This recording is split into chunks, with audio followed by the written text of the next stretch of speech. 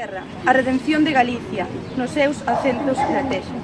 Pobo que o seu verbo esquece, é traidor, é a natureza. Como irmáns, todos falemos a nobre fala galega.